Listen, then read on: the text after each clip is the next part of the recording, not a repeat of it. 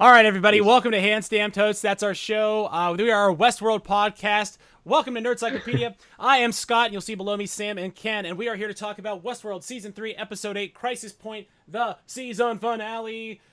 Gentlemen, welcome to the show. What did you think? Ken, start us off. Well, wait. I'm jumping the gun again, aren't I, Sam? Sam, Yeah. first, you tell us where these people can find us real quick, if you could, please.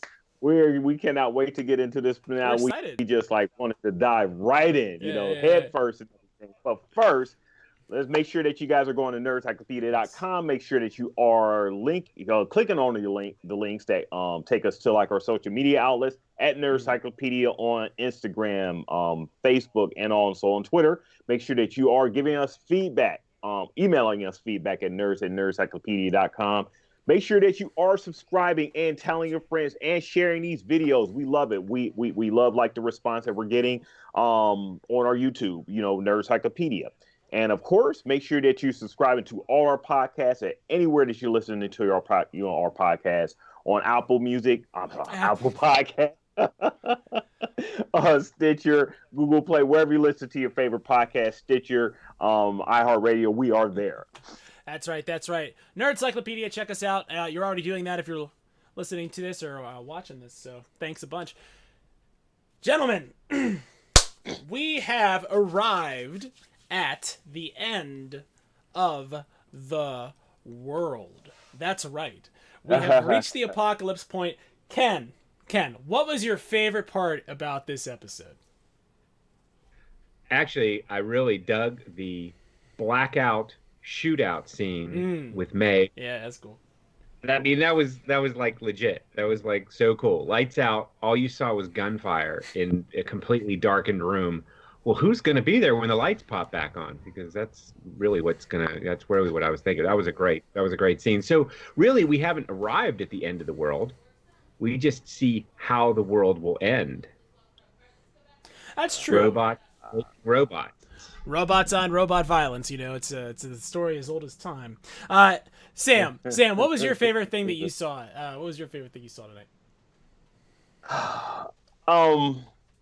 So a lot of plot in this episode and everything. So I can't really specify a favorite thing, that I've seen. I always look forward to the end credit scenes to give me an indication of what's frankly the way it ended before the end credit scenes was really, it could have just ended the whole story right there and everything. But of course, we got more to come, more to dive into, with the Westworld and stuff. So I can't really say that I have a favorite scene, for this particular episode. It was a lot going on. Probably something I have to actually go back through again just to grasp everything that was actually going on. For me, my favorite scene was definitely Beast Mode. I love it. I love the way he's kind of just showed up to be an agent of chaos and had his shirt saying what his emotions are.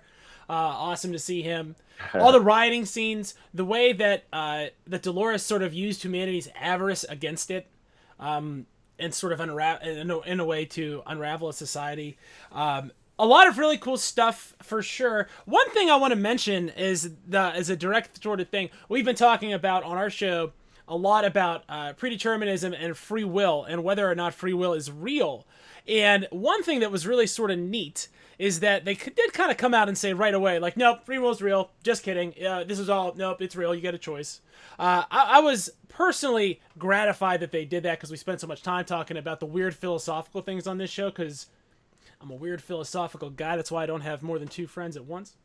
And I know what you're thinking. I've had more than 2 people on the show before, but Sam doesn't like me that much. Anyway. True. So let me ask you guys this. Do you believe that the world we are seeing on this show is the same level of reality we're living on now, which we believe is prime reality? The parallels in this episode to a lot of things that are actually going on right now at this point is just so. If I wouldn't say it's my thing, but it's really striking. It's really driving some stuff home and everything. And I mean, if this season came out a year ago, it's you got dystopian stuff, happening into the world, into civilizations and all that stuff. It's you would say this all happens in the future. This is so far out and everything, but we are living in something right now that they're speaking on in this particular episode. That they just keep hammering home. That is just parallel. So I can say, I mean, I can relate. Ken, Yeah, I agree with Sam. I agree with Sam. Like even the citizens with masks on, Yes, respirators, yes, yes. rioting, angry at the code, angry at the code, angry at what was the one sign I read? Shit, I wanted to remember what that sign was, but it was Death to insight. it was incinerated. It had to do with blame insight, but there was another one right next to it that I can't remember. I'll have to go back and look, but Okay. it was very. So yes, to answer your question, Scott, I think this is absolutely real now, Sure. real time, and I think that everyone kind of realizes that there is some sort of struggle. I don't think the citizens really know what it is. They don't know that it's technology, but they have a damn good idea that there is some shit going down, and they're partial to blame because they've allowed the technology to take them over and integrate into their lives, take them over, puppeteer them in a way to where they're at this anger point, at this rage point, to where they're rebelling against the establishment, the level of order, and they just keep pushing, to a point where it's a bunch of rioting going on. Yep. And they are realizing, and they're pissed off. They're pissed off at the establishment, the police, the government, whoever they're blaming. But then they're also angry because they realize that they've brought this on themselves. Yeah. They become so dependent. They opt into the system, and especially the people that get ahead opt into the system. And the problem about picking winners and losers, which is maybe the problem with any evaluation system that you have, is that there's not a natural way to let competition sort of fill in the gaps. And what you find in a lot of planned system is that there are sort of gray spots or shadow spots where you can't plan for things, and stuff kind of gets black markety, right? And that's kind of what we've seen this season with the freelance Grand Theft Auto style, manservant violence that we've seen all season long between Lena and Beast Mode and Caleb, right? So it seems to me, and this is something I'll ask you guys about. So there's Solomon and there's Rehoboam. What do you guys think the difference is between Solomon and Rehoboam? I have an idea. And my idea is that Solomon isn't programmed to intervene. Solomon is just planned to tell them what would be the best option, but Rehoboam will tell them how to fix the problem. And that's the difference between the two machines, right? So Rehoboam's faster, but it's also interventionary. So Rehoboam has the data, has the material, right? The analytics. Yeah, deciding how it goes into play. But he'll make the decision. So like Solomon would present, like, this is the optimal outcome. Why is it the optimal outcome? I could tell you. But Rehoboam is going to say, this is the outcome we need. We want this outcome. This is the outcome we're going to drive. To pick instead of simply saying, here's all the possibilities, right? And Solomon says, if we are indeed here and you are indeed alive, then we're in this variation. But Rehoboam doesn't do that because Rehoboam doesn't worry about the other manifestations. It's not so much concerned with, the totality of humanity's options. It just wants the best outcome, and it doesn't really care about the rest as long as they all get smoothed over as much as possible. If free will exists, that's wrong. And it does. Well, that's something that you could just kept hammering home, throughout the episode. Free will, free thinking, freedom, a level of thinking of being unattached, having a way about you where you don't have to, actually be beholden to, the rules that's there and everything. But we, like we was just talking about before, it's just so, it just parallels a lot of things that are actually, we're actually going through right now, that we're seeing throughout this episode with, the elements of so-called freedom, quote unquote, and the manipulation of the data that we that we have put on our own lives just to differentiate and make the decisions based on what the information and data that we're given. That makes sense. It's like cop at the end, right? With Caleb and the cop. Caleb like, don't kill for them.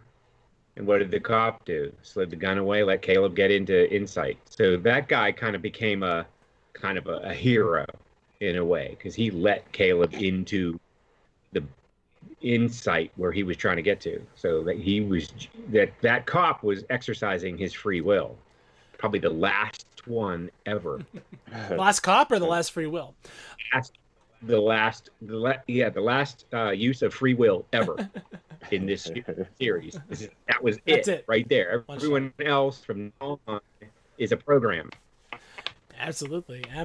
And really, for us, what's the difference? They're all fake, right? They're all characters. So, whether they're character humans or character robots, they're all still characters. What did you guys think about the big time jump here to see Bernard kind of, all messed up? What the heck was that? How far in the future was that? How far in the... Oh, yeah. Okay, so my favorite part of the episode was just trying to figure that out. Absolutely. Yeah, it's the dust and everything all over him, and you could tell he's been there for a while. Yep. And it's almost like they had like two end credit episodes, stingers and everything, where we see like the two Williams, the Men in Black and everything, and the one killing the other one, and that's going to be a big plot point of I guess in the upcoming season, and then to end it off with Bernard there, just trying to figure out where that's where all that is. Absolutely, and the reason for the time jump. Why so far? Why so far in the future? Why are we doing that?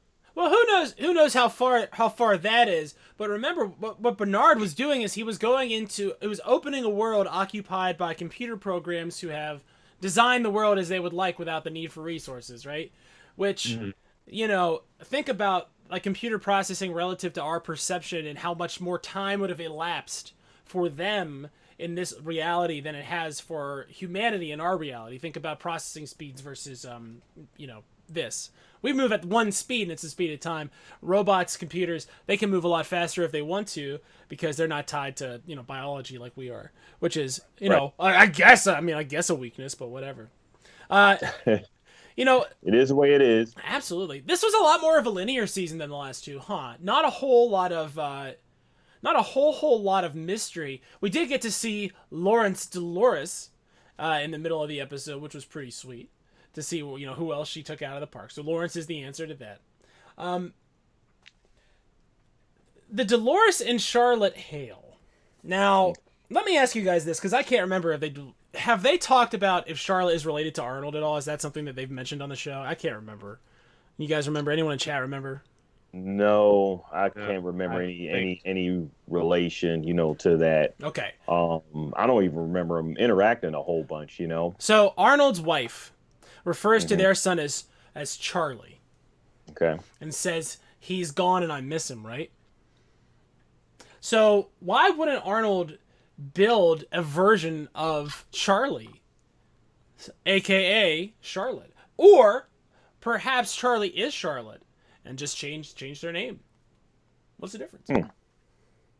Change gender? Yes. Too? Mm-hmm. If they wanted to, why not? Also, picture he looked at on the table, whatever, looked a lot like her, didn't it? Yeah. I mean, it did. A younger version, it did look like her. So you might be right. Who knows?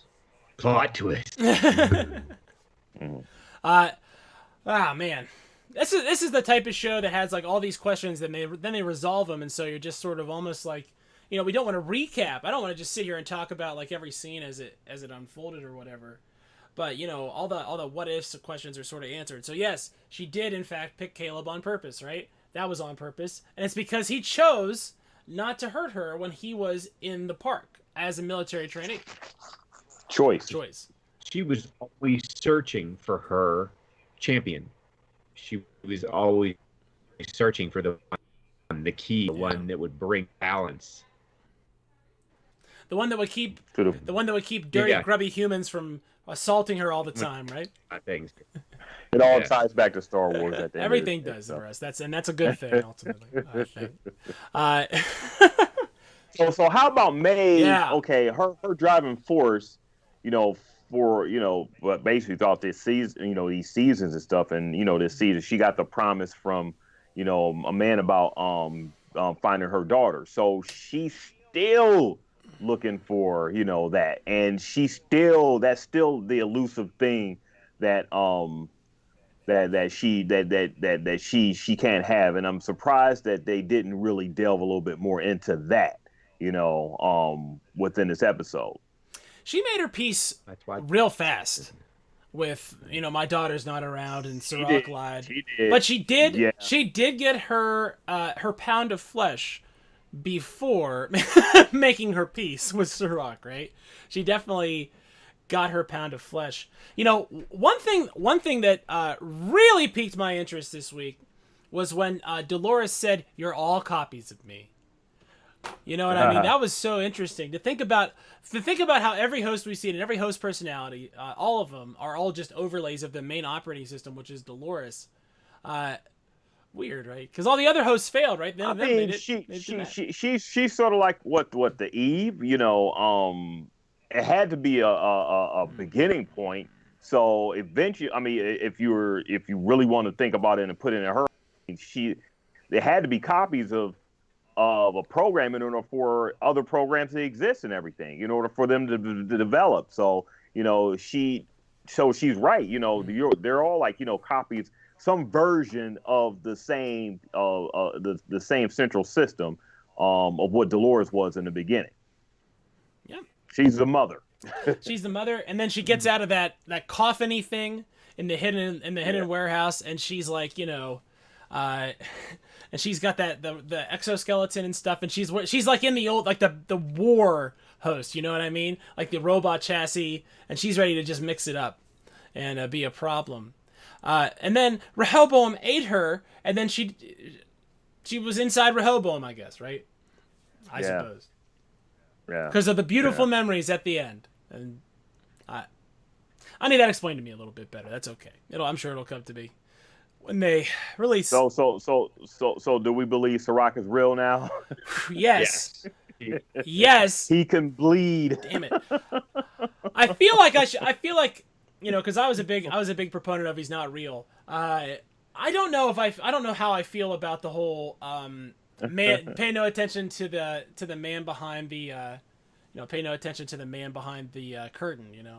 I kept waiting for them to reveal that Caleb was like Serac's brother or something like that, or that Serac was basically like when they refer to when he says my brother, he's talking about Solomon or Rehoboam, right? He's not talking about his actual real brother. That's Rehoboam talking about Solomon, his brother. Interesting stuff. Machine intelligence is such an interesting kind of idea, and is going to probably define the rest of the 21st century in history. So, chilling version of things to come. It's here to stay. Yes, it is. Okay, so that's what else you guys got to say about Westworld season 3. It was pretty good. I liked it. It's pretty good. Like I said, it's elements of it that were good.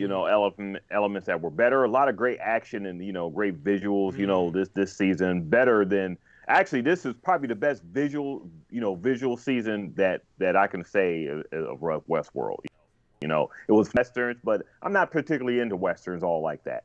When they got into the future, I was like super excited. So to see all the how cool was the police and tech and everything, the masks that that they had during this episode. It was pretty cool to me. That's some Yeah, cool very very cool. All the technology, the guns. Man, do they run out of bullets? No, like G.I. Joe. No, they don't run out of bullets. At least Dolores hits people, right? Like she won't miss every single time. Like she bang, bang, bang. she had a cool little action scene there, after she confronted Maeve, taking everybody else down, all those other soldiers and stuff.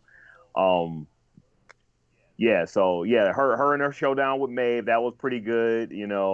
Um just them two always going at it is always a joy to see.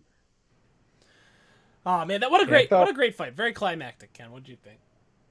Yeah, this I thought this season was was actually the strongest because it moved forward. Like you said, Scott, it just kind of it started, and each episode was further along in the story, whereas the first two episode seasons just kind of back and forth. You saw the first season was Groundhog Day, so Dolores up every day is new stories that had to be played out. Season two kind of had mixed the sort of Groundhog Day and the moving forward. There's more to this story, and season three really kind of pulled it all together. Even my wife watched season three with me. Every episode she's going to watch in two. Oh, wow. Because she's intrigued. So she wants to came from. So, and I have to say before I forget, so there was Dolores in a box, right? He opens it up, and they actually went back to the set with the face and the robot stuff, which I don't think they all until right at that scene with the human face and all the robot crap going on underneath. That was something. If you go back and watch the original movie, that was probably the scariest, coolest thing in the film. I like that they kind of in there, because Man in Black, I mean, Yul Brynner was the Man in Black, and he had the face off and the robot crap a lot during the movie, and it was nice that they brought that kind of back a little bit. So I love it. I thought it was great. It's just really very exciting time. It's a good season of television for sure. Like Ken said, I think that people will watch this if you like the linear story and you want to find out how we got here. You can watch the original Westworlds. I think they're still good, even if you kind of know what's going on, and maybe even a little bit better on the second watch because they are gorgeous. And there is Akichida too. That's a really awesome episode. People ought to check that out. Westworld sure. is a good binge mode. A binge watch. You watch them.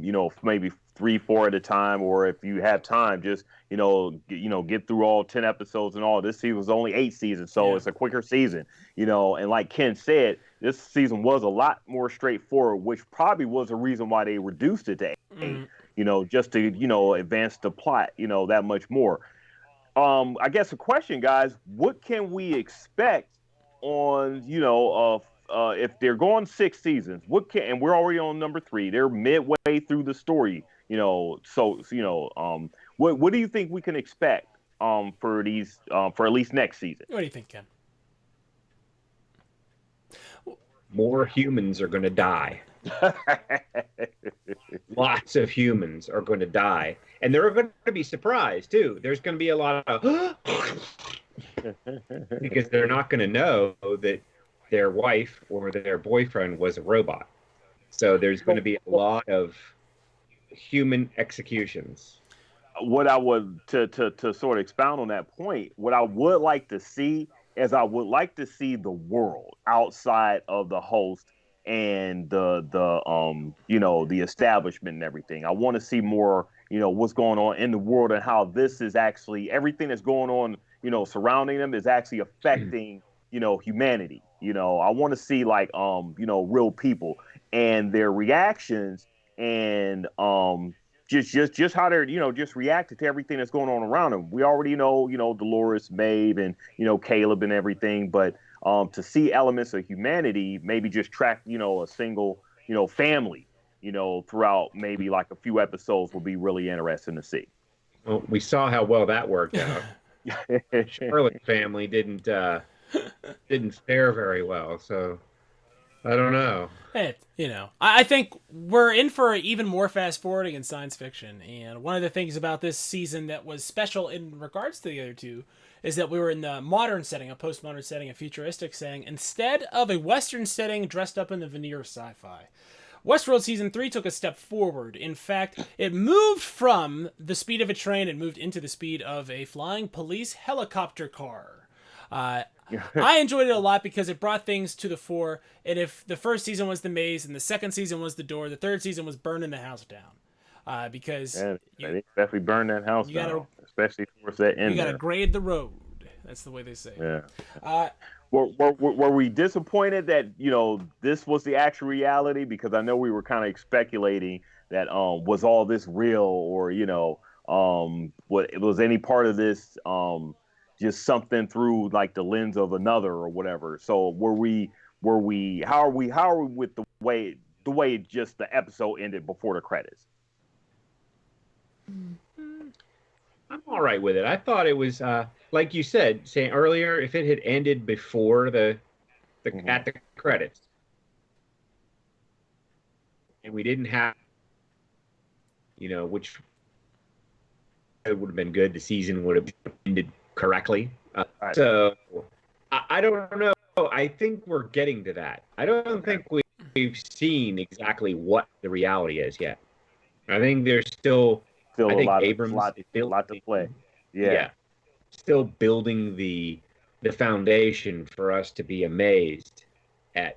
Oh, that was it, and then we're gonna get the fact checking. Okay, but I think they're still building that. I don't think we've actually seen what is really going on. So you got these rioters, these citizens running around with masks and respirators and throwing Molotov cocktails into dumpsters and really doing some cool stuff, But we know why per se. I don't know. We know what drove them to that, and maybe they're just little programs running. Right? Yeah. They could be just little bots that are running on their own, and maybe they don't know what they're doing. I'm not really sure, but I don't think we've seen it yet. Is Dolores gone? Yeah, is she? She's into the ether, right? She's into the ether at this point, right? Well, it all depends on who you think Dolores is. I mean, Dolores is dead, but Hale Dolores isn't dead, and Laurensaurus isn't dead, and there's other, the hosts are still there, and it looks like there's going to be several hosts coming our way of the last quarter sort of scenes were any indication. I'm pretty stoked. I'm excited to see what they do with it. Anytime you get, the apocalypse during the apocalypse, it's always a good watch. Apocalypse on apocalypse. It's like watching everything in real time. But their problem is the opposite of ours. The control system they have is way too good. Our problem is the control system we have is way too bad. So we have the opposite issue in this reality. But it's okay. I'd rather not have the murder robots. So, that's if I had to pick, I'd pick against the murder robots every time. I'll tell you that much. Yeah, no murder robots. Yeah. No murder and that's robots. The rule I live by. No murder robots. If I see murder robots, I'm taking a 0. I'm just going to flip out if I see any murder robots at all. All right, guys. Well, coming to the end of a season of a show that we're pretty sure is coming back is a good thing. And obviously I'm making sort of a jokey reference to Watchmen on HBO, which we did a really, really fun series on, really dove deep, but it's an artistic thing, and that's what Watchmen always is. Hey, beginning, middle, and end. Right. So this is still continuing. So we're going to love catching up again next season, when that comes. Absolutely. But in the meantime, keep your eyes peeled for shows that we're going to have coming forward. We're going to do a show for The Boys, I think, season 2. Probably an intro, maybe even a recap for season 1. We're going to be talking a little bit more about doing maybe more regular Nerdcyclopedia shows where we talk about just general things we want to talk about, Sam. Where we're not sort of moored to content. We can just sort of talk about nerd culture if we want to.